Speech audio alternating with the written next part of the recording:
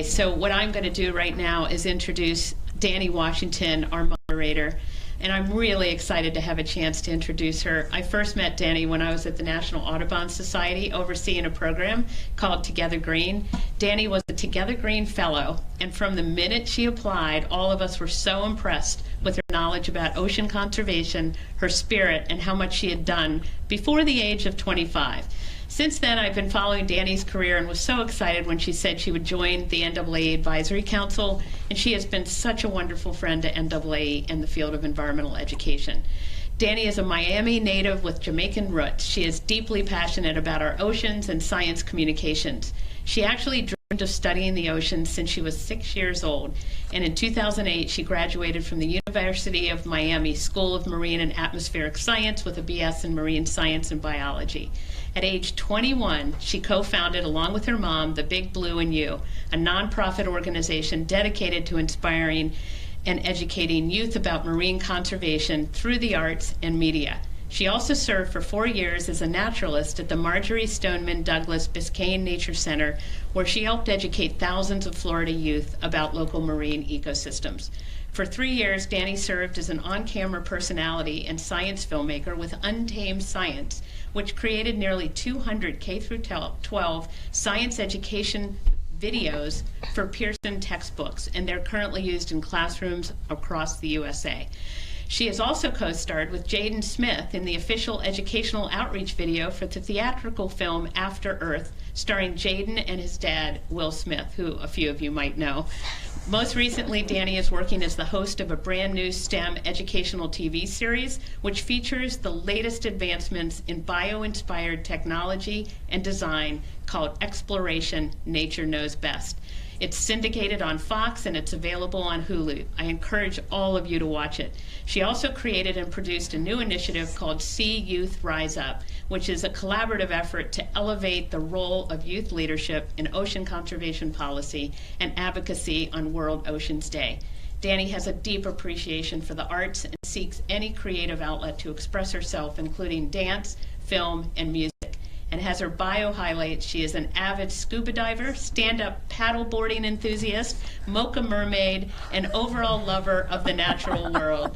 And she is always ready for an adventure, like spending time with us and our 30 Under 30 winners this week. So let's give Danni a warm welcome. Oh, thank you very much. I appreciate that intro, Judy. Thank you. And thank you to the rest of the NAAEE staff. Drew, Amanda, thank you for pulling this all together, bringing us together. It's truly an honor to be here today for the second time working with the 30 Under 30 selected panelists. And I have to say, I mean, we all landed around the same time.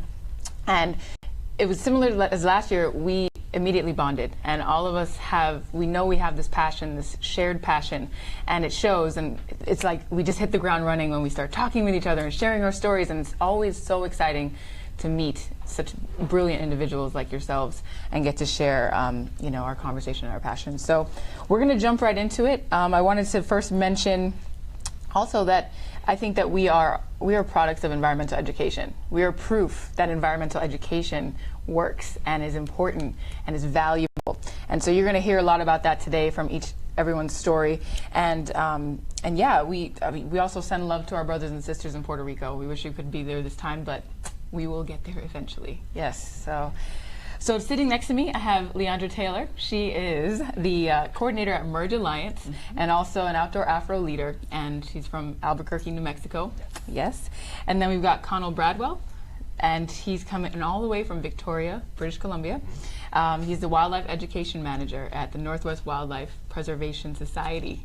That was a long one. And then we have Ankita Bhalla. I was practicing her name. She's a sophomore at Washington University in St. Louis and is the founder of Jagriti Environmental Education Program. Awesome. And then last but not least, we have the beautiful Lucila Belen Castro. She's a PhD candidate at the Institute of Ecology and Animal Diversity at the University of Cordoba and the head at the Pacific Biodiversity Institute, the South American office. So perfect. So great. So all of us are here. We're going to jump in quickly as we move along. Just to first start out about talking about what you do and why do you do the work that you do? Why are you passionate about it? And talk about the communities you work with as well, so we can get a picture and paint a picture of what you do on a day-to-day basis. So we'll start with Leandra. Well, hi everyone. My name is Leandra Taylor. I'm here from Albuquerque, New Mexico. And just to kind of jump into it, I want to talk a little bit about myself. I was born in Berlin, Germany, and raised in Colorado Springs, Colorado, at the Fort Carson Army base there. So I have kind of a versatile background. And on this base, you know, you've got these like iron gates keeping us in, and I would stare at the Rockies and just dream of the day that I could go to them. And I always had a passion for the outdoors and for animals, but kind of limited within the barriers of this like physical iron gate. I majored in environmental science at Baylor University in Waco, Texas, and then I got a position with the U.S. Fish and Wildlife Service in Albuquerque. And I was doing whooping crane data and volunteering part-time at Valle de Oro National Wildlife Refuge, which is in Albuquerque. And I always thought, you know, like, I'll be a teacher later. You know, I'm going to have this career and then I'll be a teacher later. And I realized, like, no, I'm a teacher now, and I can bridge this gap between my love for the environment and sharing that with students and things like that. So I decided to make the switch from doing data management work and move towards more of the human dimensions of conservation. And so now I am the coordinator for the MERGE Alliance, which is formerly known as the Middle Rio Grande Education, Employment, and Environment Alliance. And we focus on creating opportunities for environmental education and youth employment in Albuquerque and in New Mexico through collaborative efforts and teamwork. So, you know, we're not all trying to do the same thing and step on each other's toes, but how can we do that collectively in a way that really produces like a good product, and we can reach more kids and get more people outside and create opportunities for equitable access. So just a little bit about myself. Wonderful. That was me talking slow. I'm sorry. Lulu, I told Lulu I would talk slow, and then I was like, We have to warn you that some of us had a little coffee. Yeah, I did have caffeine. It's all good. Yeah. We love the enthusiasm and the passion. That's awesome. So great. So let's move on to Connel. Yeah, hi. So I'm Connel Bradwell. I'm originally from the UK. I'm actually from the same place as David Attenborough is from, so that's my little claim to fame. Okay. Yeah, so I started loving wildlife and watching wildlife when I was 6 years old, so I pretty much always wanted to do it. I started volunteering in nature conservation at age 14 in the UK, and we used to go on holiday to British Columbia, and so that's where I really fell in love with British Columbia, Canada, because it is incredible over there. I also studied at Nottingham Trent University, and I got my BSc in wildlife conservation. Nottingham is home to Robin Hood as well. Just, you know, these little I now work on Vancouver Island in BC for Northwest Wildlife Preservation Society. And what I do there is I run free wildlife education programs to low-income inner-city youth and youth at risk as well. And my job, I see kids from all sorts of backgrounds, from First Nations to refugees to new arrivals as well into Canada. My background has also been in orca conservation and research, and I've done a lot of cetacean monitoring. And right now I also work in bird banding, so we research migratory birds, including the really, really cute northern silver owls, which are like this big, very, very fluffy. Everybody loves owls, right? Everyone loves owls. Yes, yeah. Except when they strike you with their talons, right? Oh, when they've got these little sharp talons, and they can get right in the skin, and yeah, they look cute, but... Excellent. Thank you, Connel. So, Ankita. Yeah, so as Danny mentioned, I'm a sophomore at Washington University. I actually don't have a science background. I'm a finance major and an international area studies double major at WashU. I think my academic and professional interests are really a reflection of my upbringing. I've grown up in 9 cities over 19 years, had the opportunity to live in India, also in DC for a while. And my love for the environment really started from a young age. But a passion for environment education and the importance of it started when I moved to India and had the opportunity to live on the Andaman Islands, which is a very isolated part of the country, off the coast actually. And working with communities and teaching rural communities about things like pollution that they really haven't contributed to creating really made me realize the need to bridge paradigms. And in the Andamans, I was working with a nonprofit that was teaching environment education in such schools, and that led me to found my own program later on in a different territory of India, in one of the manufacturing hubs, and I had the opportunity to really combine my business interests with my social interest in environment conservation. Jagati was a product of that thought. It's an environment education program that ran in 121 schools, encompassed about 18,000 people over 3 years. And today at WashU, I'm just continuing that effort as much as I can. I work with the Office of Sustainability and always thinking about ways in which to devise policies that can help the university reduce waste generation, contamination, and increase diversion. And let's just remind ourselves that Ankita is 19. Okay, we're so impressed. Last night we had dinner together, and all of us were just kind of in awe, just listening to you speak. Seriously, it was so impressive what you've accomplished in such a short amount of time. Thank you. Excellent. Thank you. So, yes, we're ready, Lucila? Hi, everybody. First of all, I would like to thank the North American Association for Environmental Education for the great work you're doing. It's amazing. Thank you to Judy, Drew, Amanda, and Danny for making us, the opportunity to be here today has been amazing. So thank you very much. I am from Argentina. I grew up in a very small town called Miramar, in the coast of a huge lake called Laguna Mar Chiquita. So I've been surrounded by nature since I am very, very young. I love nature. I started working with birds, mainly with flamingos, and now I'm working with mammals. So I'm doing my PhD working with mammals conservation. There is some work done in Argentina about deforestation, but not about defaunation, so we want to know more about that. But I'm also the head of the South America program of the NGO Pacific Biodiversity Institute, which is an NGO from the United States, but has a big project in South America. So we are studying wild areas, like roadless areas, trying to understand them, to see what we know about them, and what we can do to protect them. I am also working in the International Society on Soil Lake Research. I am a board member, so I've been working as a young scientific also with them. I've been working in a red of networking with 4 countries, Bolivia, Argentina, Peru, and Chile. We have been working in flamingos and wetland conservation. And I started doing environmental education. First of all, it's like I was watching people how they do it. Then I started helping. Now I think I'm doing it. So I think I have been taking every opportunity that I had to do the best and learning how people were working in environmental education. And for me, it can make a change. So I have been doing that a lot. I work with local communities, not just with kids. I do some work with kids in the town that I live in, that I used to live in. But I do a lot of work with local communities, like with assemblies or local communities that have been fighting for example, against mining companies. So in this case, we have been working for 3 years. They have been fighting for 12 years, And so what we think is important is as scientific to give them a tool where they can stop doing that and think in a better future, like to working in conservation, in a long-term solution. So that's my background a little bit. Yeah. Fantastic. Thank you so much. You're welcome. So we're going to jump into it. We have about 6 questions that we've already kind of talked about, and we'll jump around as each of us start to answer. And then hopefully we'll get a couple questions maybe from our live audience, if not from Twitter or from Facebook. Okay, so the first question, how can education help us address the challenges we face, right? How can education help us work on environmental justice issues and making sure that we're building a more diverse, equitable, and inclusive event or opportunities? Mm-hmm. So we're going to kick it off. We'll start with Lucila. Okay, so for me, education is fundamental, is the key thing.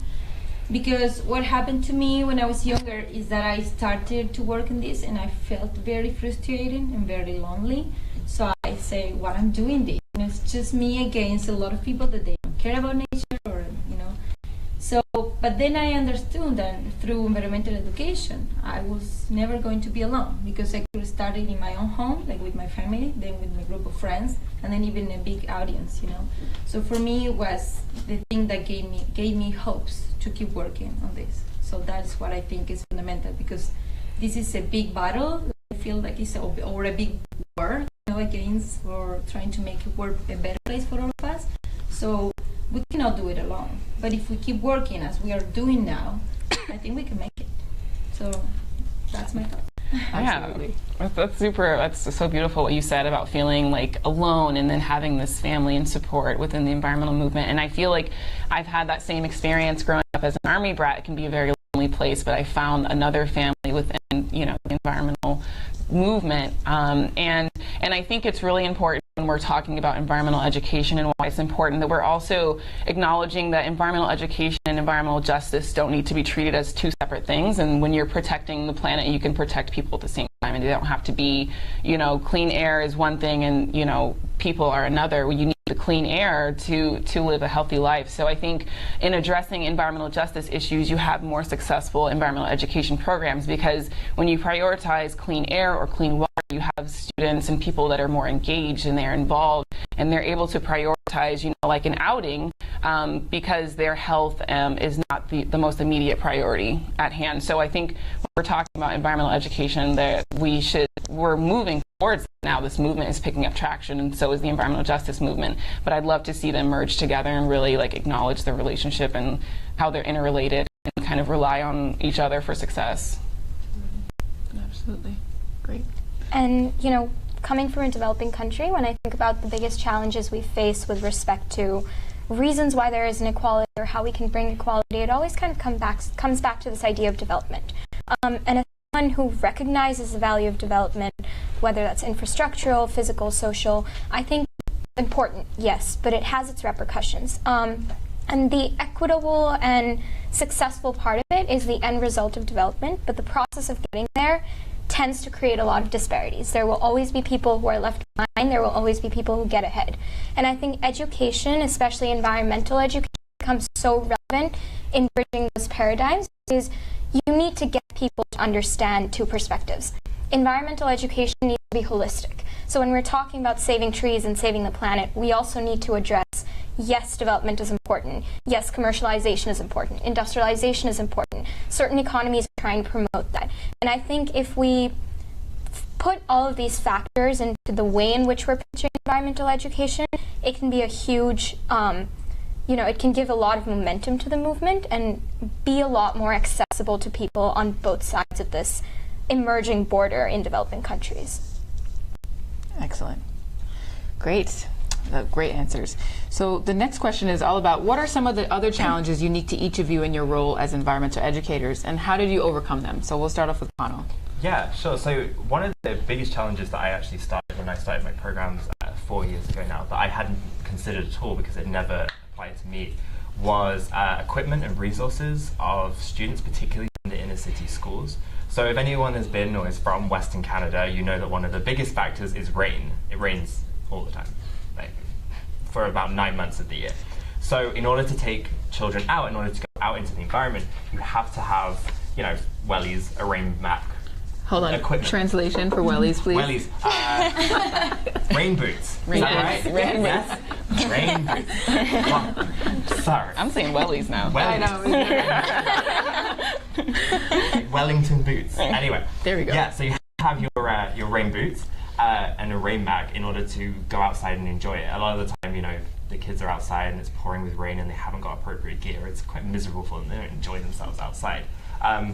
So this was a challenge that, like I said, a lot of them did not actually have access to this equipment, and I'd never thought about this before because I was obviously very lucky. So what we did was we addressed the issue by really thinking about our programs, where we were going to go. Was it going to be really, really boggy? Was it going to be marshy?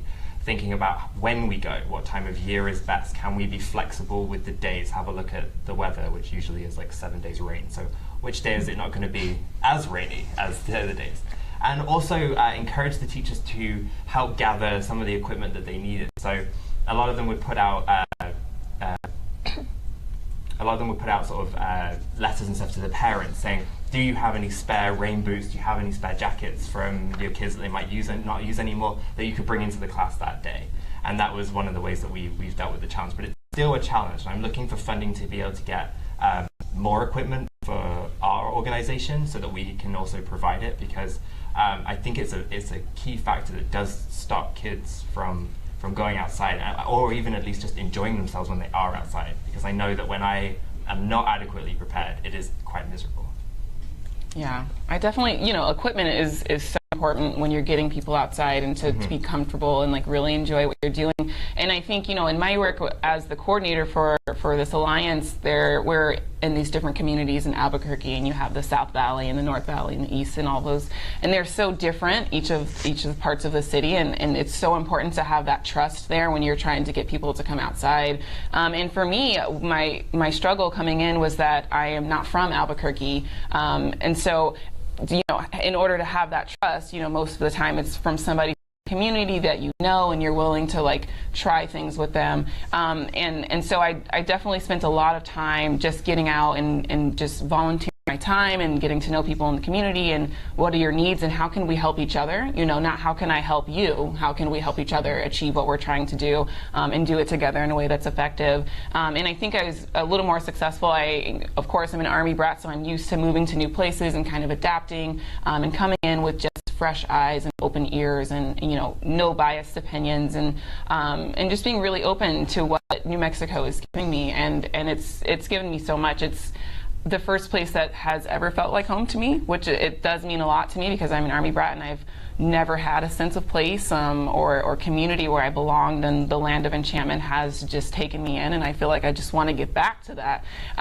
So when people ask me now, you know, where am I from, where do I go home to Albuquerque. So I'm really proud to say that, and I think overcoming that challenge and building those relationships has just been really great for me. So it's very rewarding as well, isn't it? Getting out in the community and learning about it. And I don't know, I personally, like, I've learned so much going into especially the First Nations, like Indigenous cultures, and speaking with them, and I feel like I come out knowing way more. Right. So and it's fun. Yeah, it's interesting in Albuquerque because we have the indigenous communities, we have the Latinx community, and you know, it's a global majority state, a majority minority state, and it's so interesting to interact with all of these cultures that I haven't before, and just watching them come together and build and grow and just being a part of that is so beautiful.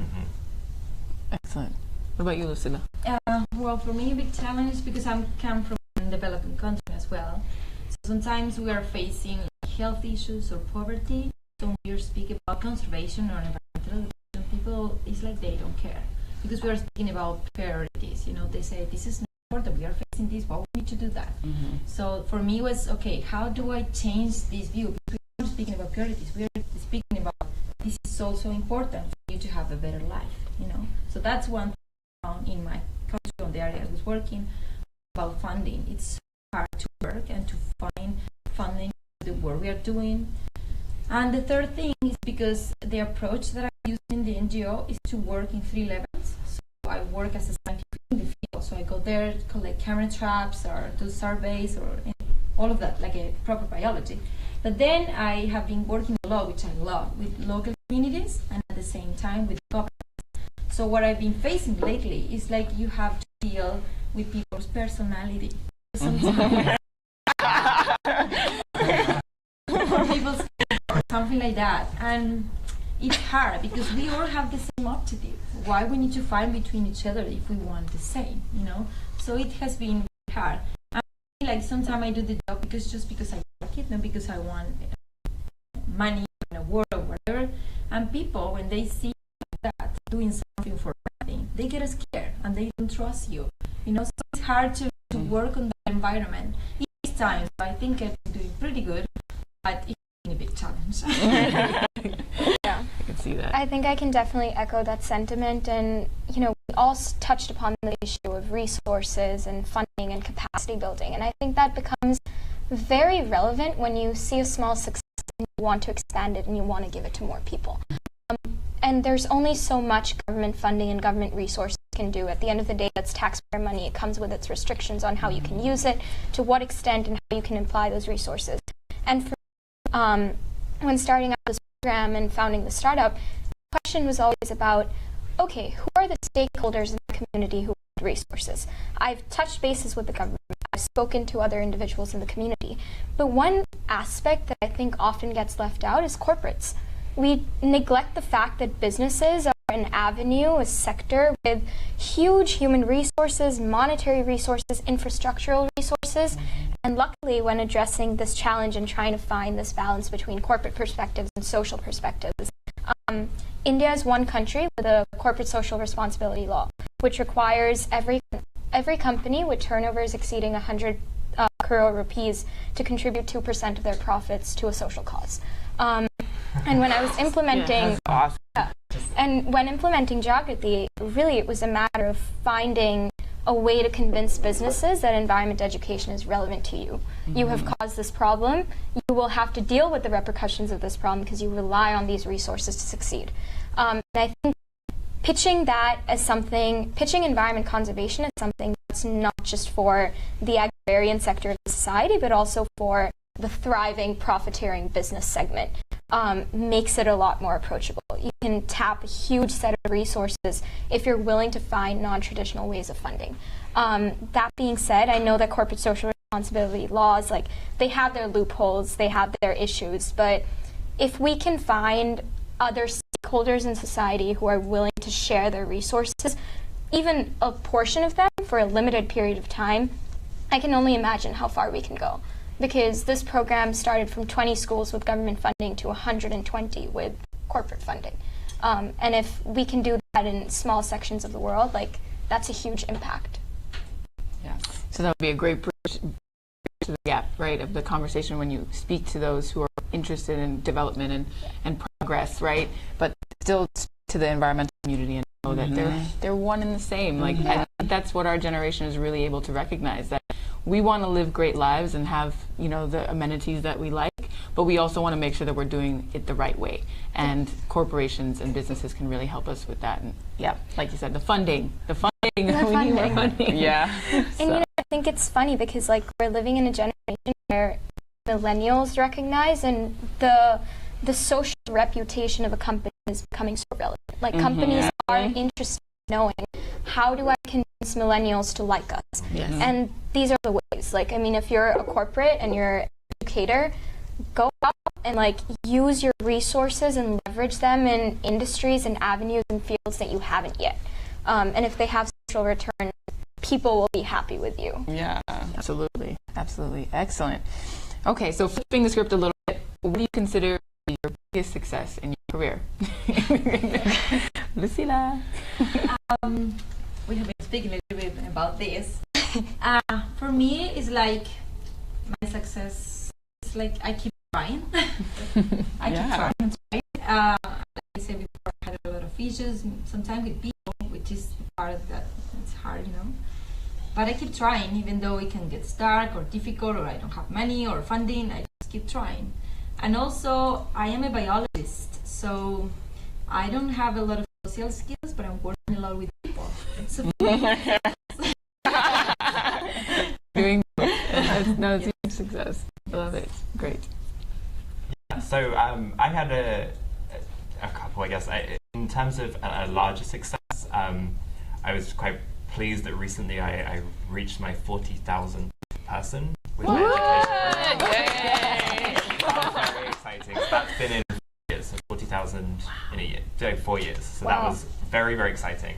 But in terms of success, like, to me, it's not really about, I mean, the numbers are great, obviously, because I obviously want more people to learn about the environment. But for me, the smallest successes are what makes it for me. So I was at an event the other day, and a kid who had been in his class came up to me and was showing off his reusable water bottle. And we'd done a marine program, talked about plastic, talked about the issues with plastic bottles and the marine life. So he was showing me all the features of his, like, you know, pops over. So he was showing all the features of his new reusable water bottle that he'd gone home and told his mum to buy because they wanted to save the ocean. So that was the kind of success that I am looking for in the program. So that's what I see as success. Beautiful. Thank you. Yes. I mean, I'm 19, haven't really had a career yet, so this is a really easy question to answer, but I would say I think my biggest success is just realizing that whatever I choose to do in life, and my interests are evolving, my ambitions are evolving, my aspirations are evolving, but conservation, the environment, the people who care about conservation will always form a backbone of my value system. And I think going into any industry, I know that no job is mutually exclusive of caring about the environment, which I think is a huge learning point, and has been definitive in, like, my college experience, and hopefully will be in my career. Yeah. You've got your own startup, and you're like, oh, I have a okay. Anyway, so we're like all so proud of you already.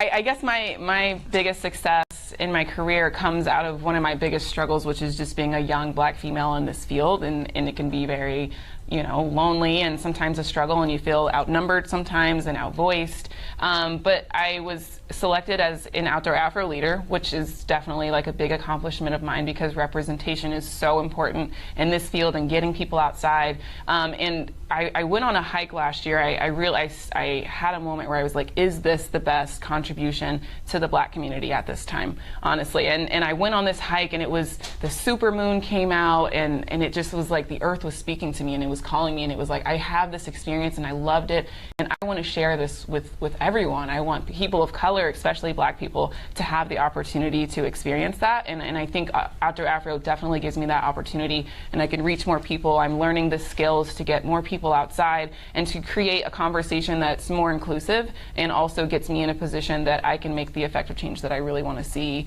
in this movement and in this field and in all of that. So I'm really proud of that. Excellent. Wow. Yeah, round of applause for all of you. And I know when we talked about this question, we all kind of like hesitated. Like, I don't know if we want to talk about it, but I think it's really important that we do celebrate our successes, even at this early stage in our careers, because if we don't celebrate the small victories, we're not going to see the bigger picture, right? And we need the energy to keep going, and we want to encourage the rest of the environmental education community to champion us as well, and to keep encouraging us to keep going. And thank you to NAAEE for putting this together, because this is what it is. This is where it starts, where we can talk about what we're doing and get feedback and all of that. So yes, we definitely appreciate that. Wonderful. Well, we're just busting through these questions. I know.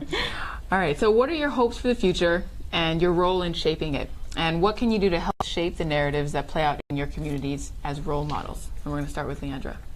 My hopes for the future is just that the outdoors and the environmental field becomes representative of in the U.S. of what the U.S. looks like. Like right now it's majority white males that are outside, and I would love in the future for it to just be a mix, and it looks representative of what the United States is, and we won't need groups like Latino Outdoors and Outdoor Afro to get people of color outside and to feel included. It would just be this space that we all can come to and enjoy in whatever shape or form that we want to, and there's no defined way to experience the outdoors. You can go picnic, you can hike, you can just sit outside, you can walk around the block. You don't have to do this extreme sport to experience it. And I would love just to see the representation within the media and within all of those things that people see, those materials that make you feel like, oh, well, maybe I shouldn't or I won't, because you don't see yourself doing that. And I would love to see the outdoors just be a rainbow of faces and have so much more diversity in age and sex and just all kinds of diversity. That would be my biggest thing. Yeah, I thought that was really interesting because I know in my programs and a lot of programs, taking people outside into the outdoors, it makes that. The outdoors can sometimes seem quite scary to some people. They don't know very much about it. They don't go out. And a lot of people, I think, are put off because they're not experts. And I always say to people, you don't need to be some expert bird watcher to watch and enjoy the birds. You don't need to be some outdoorsman to go on a hike. You can just go out and enjoy the space however you see that you want to enjoy it. And the space is not anyone's in particular. It's all of ours. And like you said, I would love to see more representative sort of outdoor space, because I know that out there, whenever I'm out, it's usually just white males. So it would be amazing to see something that was truly reflective of the countries that we live in the outdoors. Yeah. Related to that, I think my big hope is for people to get connected with nature again. I think the big problem started there when we started to forget, like the air that we breathe came from the forest, the water that we drink, the clothes, the food, everything. So sometimes we just go to the supermarket or just open the thing and the water, and we'll forget that we belong to nature. So I think if we think like in history, indigenous people used to be so much connected with nature, the way they used to live. And the society we live now, they just don't. I've been thinking a lot of that. Maybe the big answer is to trying to get people connected with nature again. That's my big hope. Starting from just the basic foundational knowledge and connection. Because when you explain that to people, they start thinking, and that's what I did at home. With the water, and just think where the waters come from, and they, oh yeah. So I think it's something that we don't need to just do work in an organization. We can do this at home every single day with all our families and everybody. So that's a start. Yeah, I think building off of that, as a result of losing touch with nature, I think we're losing touch with each other. And as a result of that, what's happening is that different communities are experiencing things like climate change in very different ways. And that's led to communities feeling isolated, targeted, or just living in silos independent of other people's opinions of what's going on. And in economics, we have this theory of economies of scale. If you want to make something accessible, if you want to make something affordable, have more people do it. Increase the volume of work you're doing. I think environment education is definitely one of those things where we need economies of scale. If we want every place in the world to have environment education, if we want every school to implement it, we need to make it more accessible. And making it more accessible requires a recognition of the fact that our struggles related to environment education and our differences related to environment education are far fewer than our similarities. We're experiencing changes in very similar ways. Yes, the world is becoming more mobile. Yes, the world is changing. Borders are disappearing. But I think communities are beginning to live in these silos. And if we want to tackle this problem, if we want to make environment education more holistic, more all-encompassing, then we need to recognize that we are dealing with a struggle that's universal and not, individual. Yeah, I definitely agree. And I think just to add on to that, in terms of getting back in touch with each other, and just acknowledging, sorry, my hands really distracted me for a second. It's like hands. I think it's important that we include the histories and narratives that really speak to the outdoors and to different communities and how they interact with the outdoors. And in New Mexico, we talk a lot of, indigenous communities have a different relationship with the land than the Latinx community than does the Black community. But we need to acknowledge those histories and those traumas that are there. And I think sometimes when we're engaging with different communities, we forget that there are reasons other than access that they are not going into the outdoors, and using that as a space for healing and coming and reaching back out to each other and learning about different cultures. And the Black community knows more cultures too. We don't just share that within ourselves, we share that with everyone. That would be the end goal, where we would all be in touch and just kind of I would know about all of these different cultures. I think that would be really great. And as far as shaping that narrative, I think all of us agree on the fact that our role in that is really just to get as many people as we know involved. Because you affect one person, and that one person catalyzes another person, and that catalyzes an entire movement. And I think that initial momentum on our part is what we're all trying to do with our efforts. Reach as many people who are kind of interested so they can get other people who are kind of interested to be very interested. And that's how you really start a movement. And I think we're all striving to shape our own versions of an ideal society in that way.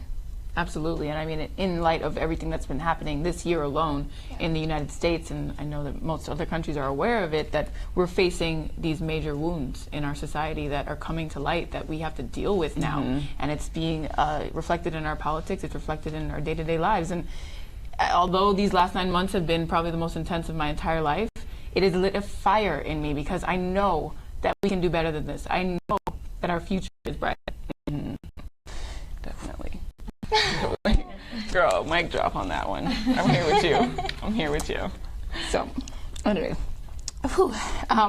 we are here. That's why we're here. We're here to build what we want to see in the world. What world do we want to live in? That's our job, and we're ready to take it on. And so I think you have been very brave, and I've been reading a lot of in the news, because in Argentina we read a lot of what's going on here. So keep strong, keep working, and we're here for you. Thank you. That's awesome. Cool. So, any advice for the environmental education community and how they can engage more young people? Talking about, Ankita, how you're saying, talking to people who are kind of interested and getting them more interested. Well, how do we do that in respect to young people, this upcoming new generation?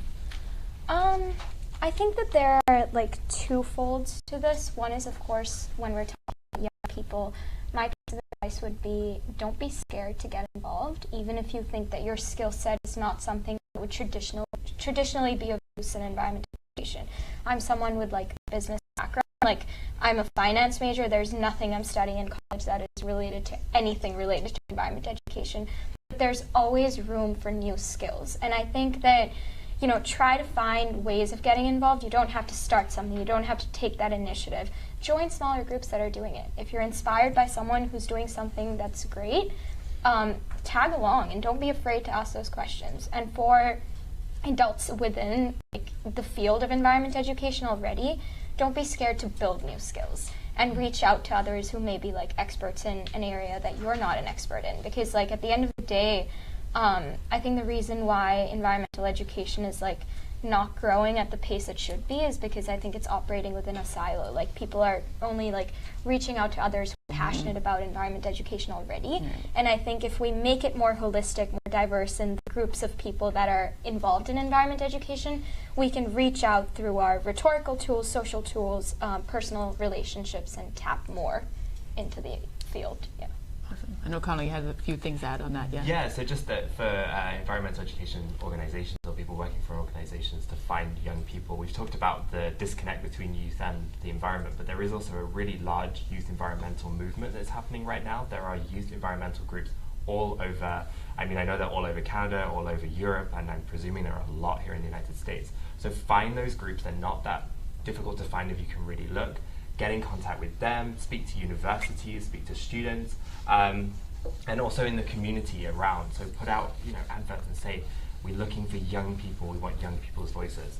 And we talked about, you know, you said about, you know, getting young people involved as well, but we also have to think about offering young people something, so whether it be credit, it doesn't have to, it sounds kind of spoiled, but, you know, a credit, a stipend, or just some way that is meaningful for them to get involved. Often young people at our age are working multiple jobs and doing multiple volunteering opportunities. So in order to help out and in order to get involved, which we want to do, it has to be really, really worth our time and worth our while.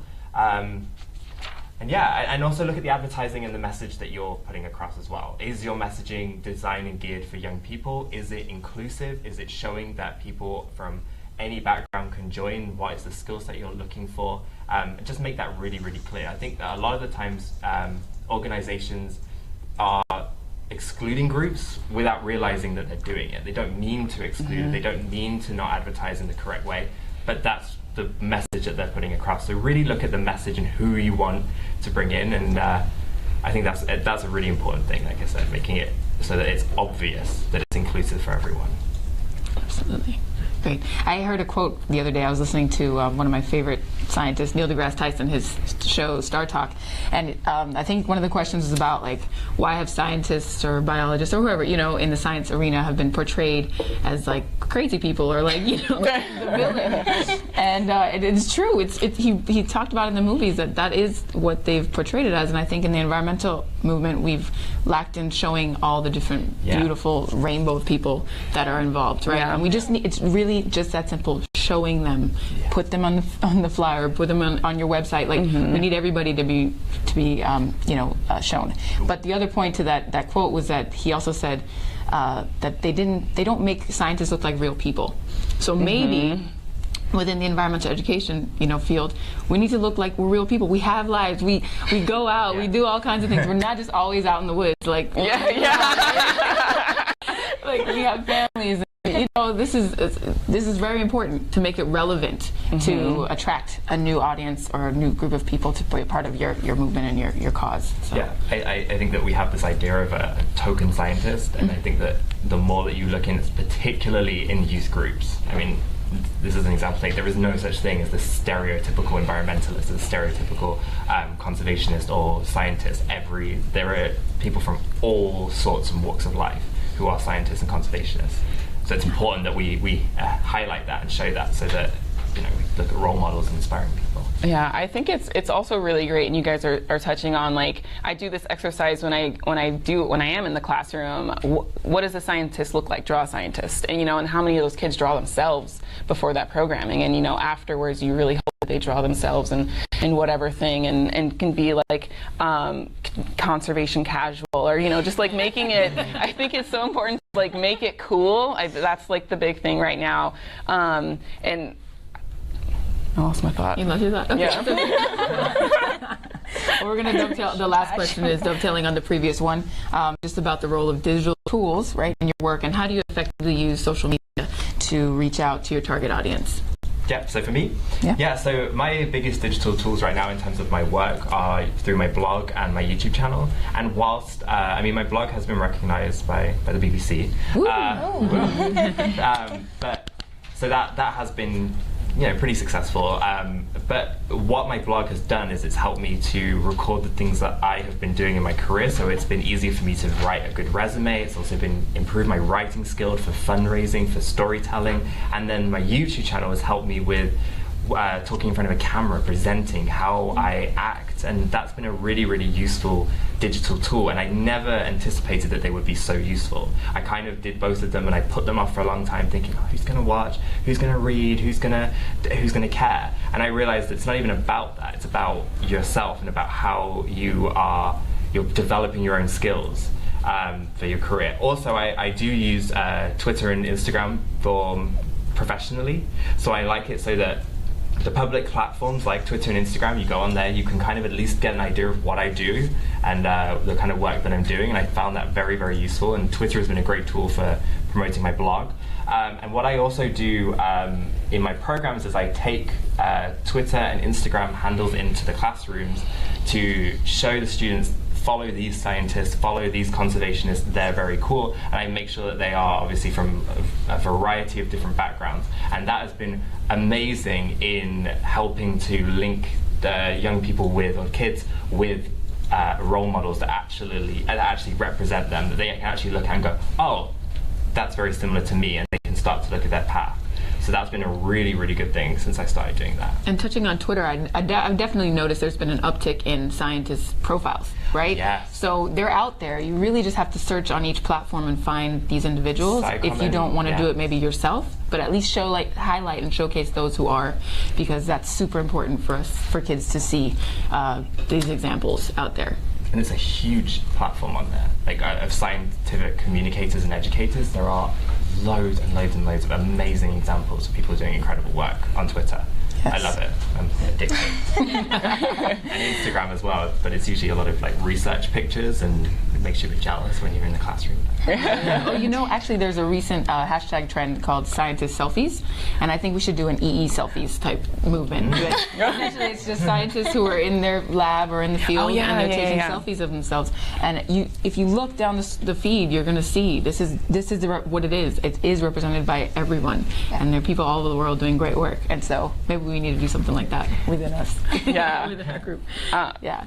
I'm just going to piggyback off of this a little bit because I remembered what I was going to say on the last question, and I'll just tie it into technology. But I think it's so important that we acknowledge that you don't have to be a scientist to care about the environment and to be in this field, and you're a really great example in using technology or social media, books, whatever you're using, to communicate what it is that you're doing. So how are you reaching people that are also finance majors and having them reach out and think of new ways to get in touch with the environment and things like that? Like, you don't have to be a scientist, and how can we make it so that your conservation life or your recyclable, your green friendly life is not separate from your personal life or whatever. So we as scientists and conservationists, it's all looped into one, but how can we have everyone, or whatever background or career you have, you feel like you're a part of this movement too?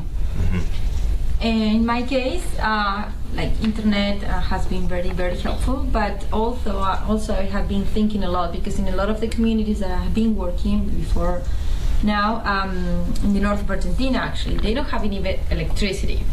So you need to come back and think in the tools that you can use when you don't have internet, Instagram, WhatsApp, all of that. So I think we need to also keep thinking about that, and about those communities that need a different kind of approach to working in environmental education. Yeah. I mean, on that note, I've been fortunate enough to have experiences across both these spheres, like one working in a rural part of India and experiencing that community without, these digital tools or access to any form of digitization. And the second side is working now at like a very robust, digitized US campus. And one thing I've realized is that I think we're very myopic in our understanding of social media. We tend to associate social media with like Facebook, Instagram, Snapchat, but social media is really just any medium through which people form long-term or any form of social relationships.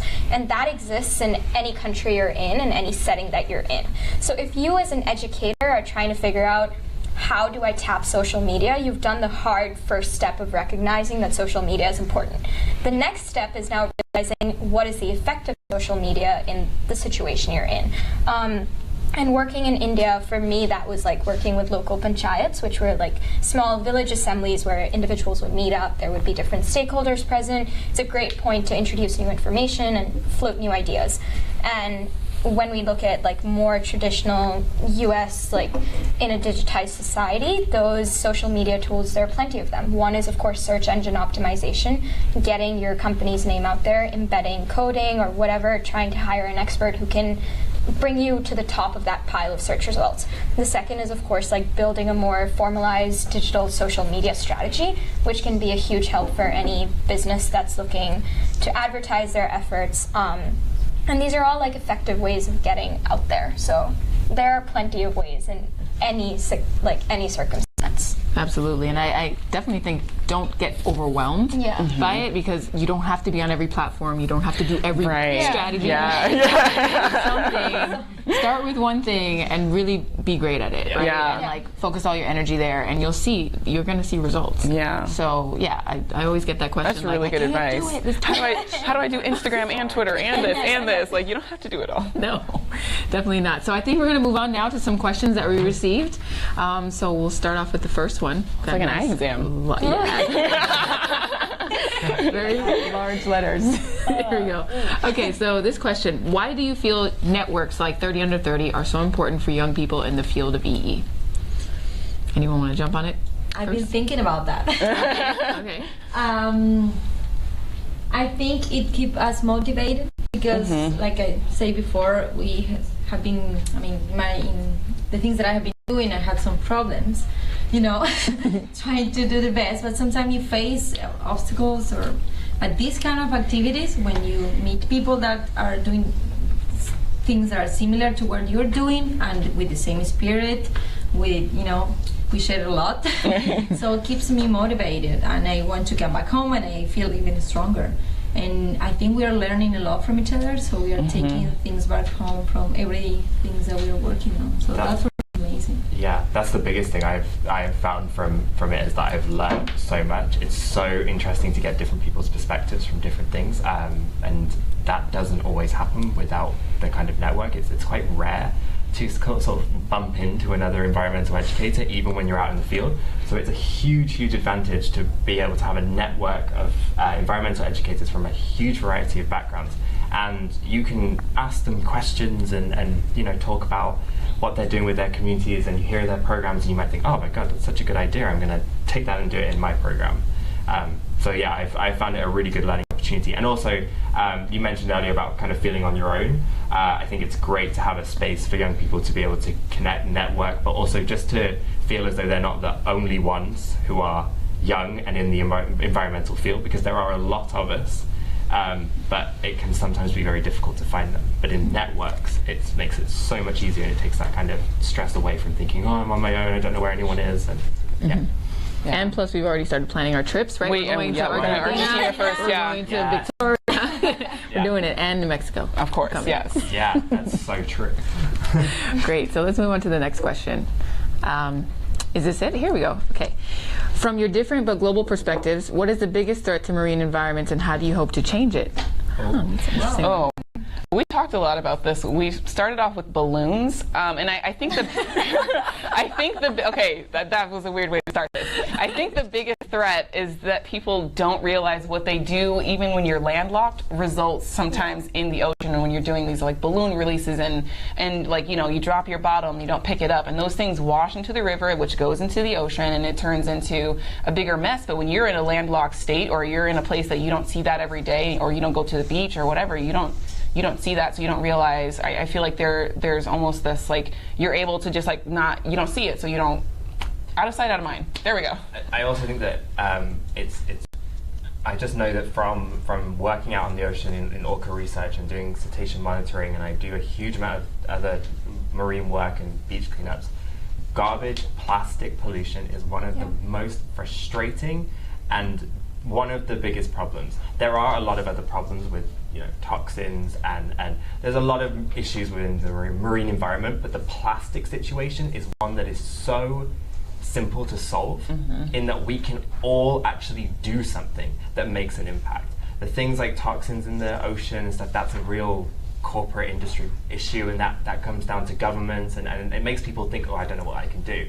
But honestly, not letting go of balloons is making a difference. Or like skipping straws. Skipping straws makes a difference. And if everyone did it, plastic bottles make such a difference. And you said about balloons, because we were talking about this quite passionately. Because and we watched the footage from Cleveland back in 1986. Oh my when gosh. they released 1.5 million balloons into the air. And painful. Which painful landed to in watch. Canada. In one of the lakes there. Yeah. Just And because. I would just spend, I felt as though we'd spend 50% of the time watching marine wildlife and 50% of the time picking garbage out. We would have a little zodiac, and we would be filled with plastic bottles, balloons, all sorts of things that had come straight from the surrounding area, and it was just a constant thing. And I clean my little bit of beach every single day. Every day there's something there.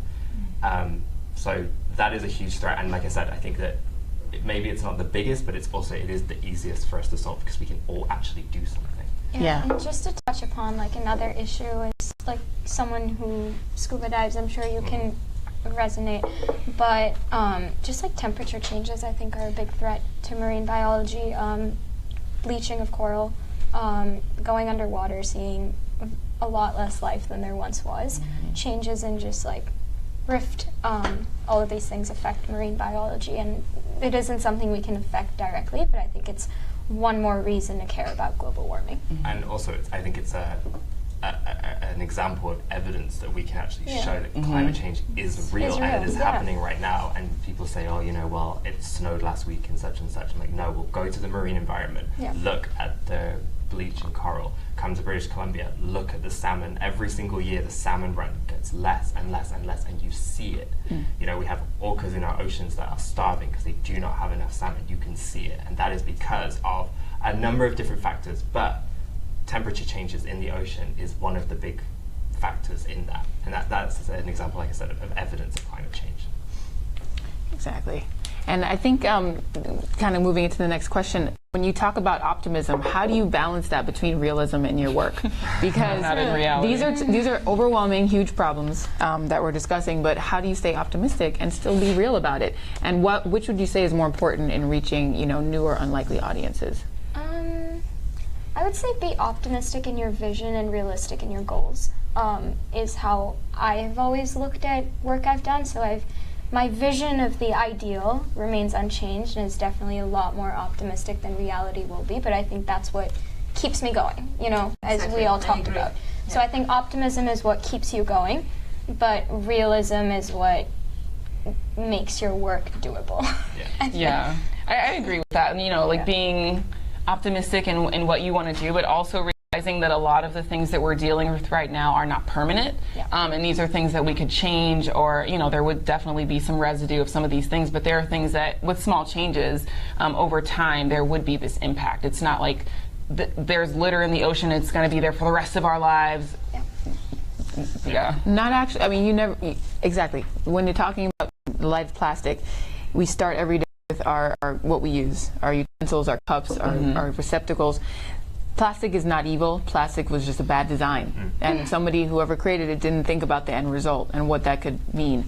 And so it's up to us now to change that and figure it out and cut it at the source, right? And as consumers, I think it's important for us to stay real about the fact that the repercussions of our actions are really exacerbated right now, but we can fix it and stay optimistic by changing our behavior and knowing that we still have power as consumers to change that as well. So I would just say as well that although I'm not overly optimistic about all things, you do not get anywhere by shaming people. No. You've mentioned this, speaking to children and stuff, by telling the little girl who said that she released a bunch of balloons last week, by shaming her in front of the class, you do not get any results. That you cannot be too realistic. You have to be optimistic, and you have to say, you can do this because it makes a difference. That to me is, it's real, but it's also optimistic. There is things that you can do every day to make a difference. So it's like I said, it's not overly optimistic in that way. It's real, but there are things we can do. But you shouldn't be, by shaming people, I think you create more resistance to what you're I think it's offensive. Yeah, the environmental movement needs a big PR shift. We just have to change the way we talk about these issues, and people are scared and they feel overwhelmed, and then they become apathetic. So there's, how do we accomplish anything with that? We have to flip the script and show what the solutions are. What can we do? What's the next step? How are we going to break it down? Exactly. Awesome. All right, so that was the last question. Do we have any other closing thoughts? Last words. I would like to say that I'm really grateful for this experience and having been selected for 30 Under 30. So thank you, NAAEE. And just you guys, thank you so much. We've been together for 2 days, and I'm like, I don't want to go home tomorrow. I do, but I don't. I'm gonna miss you guys. And it's just so great to add you to my family of people that I have to support. And we all struggle and trip and fall, but we pick each other up and keep skipping and running along together. So I'm just really grateful for this and for spending time with you guys. Yeah, I think I can only snap to that. There's not too much else, but it was a fantastic experience. I think that it's inspiring to know that there are many people out there doing such great things, and as someone who is younger, it's good to know that this is of course a viable career. This is something that if you're passionate about, there are so many different ways of doing it, and that makes me optimistic about all that's out there. In my case, I spend a lot of time, when you start to do research about what is going on in the world, you can see this is very dark. I don't know what is going on, with the world. What are we going to do when we meet, in this experience with these people that are working here? It makes you, like I said before, it makes you feel strong. And I feel like a society, at least now, they know what is going on. So I thought at the beginning, no, nobody cares, but at least they are starting to know what's going on in the world. So I think we can make a change in the future. Excellent. Well, thank you once again to NAAEE for hosting us today, and thank you to everyone who tuned in to watch our panel and share this time with us. We hope we're leaving you with some inspiration and some hope, as much hope as possible, because we are the future. We will build a brighter future together. That was really good. And Rob and Yep. And Danny and panel, oh my gosh, what an amazing discussion. You guys are so wise beyond your years, and as someone who's only a few years over 30, wait a minute, not that big a laugh. You truly are inspirational for all of us. I was just jotting down things like rainbow of faces. We should be celebrating our success. Everyone has a role to play. We need to connect more to nature, be more relevant. We belong to nature. We shouldn't lose touch with each other. We live in silos. Just so many great things. Thank you so much. And I don't want you to ever leave. We can stay longer. Yeah, we'll we'll see if we could figure that out. So I just want to thank you all. Thank everyone who's still listening for joining us for Virtual Week. There's so much going on. Check on our website, find out more about how you can support the Fund for Puerto Rico, find out more, listen to this group again, because what they said was really important for all of us to hear, everybody in the environmental education field. And so on behalf of NAAEE, our staff and our boards, thank you all so much. You are terrific. Thanks a lot.